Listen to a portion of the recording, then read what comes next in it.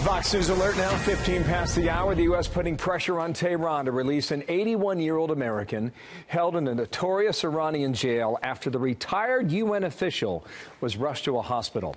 Family members warned returning him to an Iranian prison would be dangerous given his health, and this comes ahead of a meeting between President Trump and the UN Security Council diplomats today in Washington. Ambassador John Bolton, former U.S. ambassador to the UN, Fox News contributor, senior fellow, American Enterprise Institute. Sir, how are you?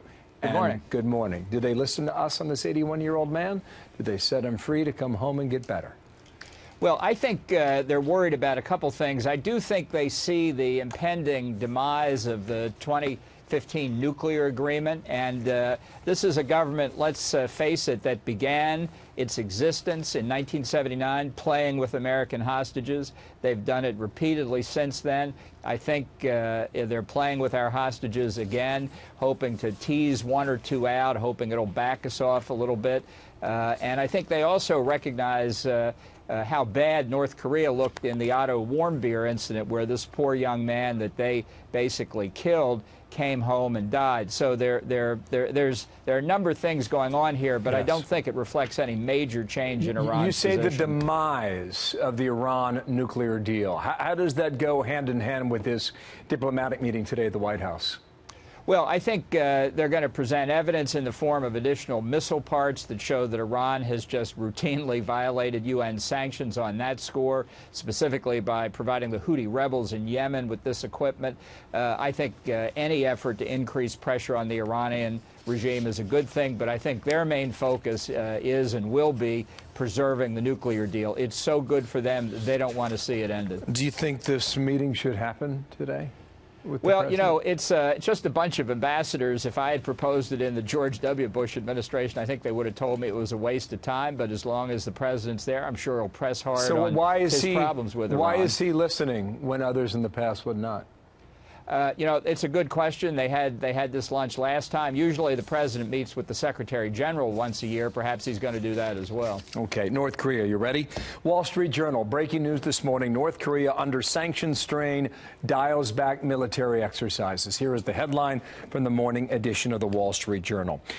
It goes on to say that the restrictions and sanctions are working, and perhaps that's why they're dialing back military exercises, which might be true, but there's another way of looking at it as well. The U.S. and South Korea backed away from their own military exercises, knowing the Winter Games start in 2 weeks' time, and perhaps when they did back off, the North Koreans followed suit. How do you analyze this from afar now, given this headline? Well, I think the Hemmer theory may be better than the Defense Department theory, but I'll give you another one. I think the North Koreans are on a propaganda roll here. People are just gushing about the joint women's hockey team from North and South Korea and marching as one team in the opening ceremonies.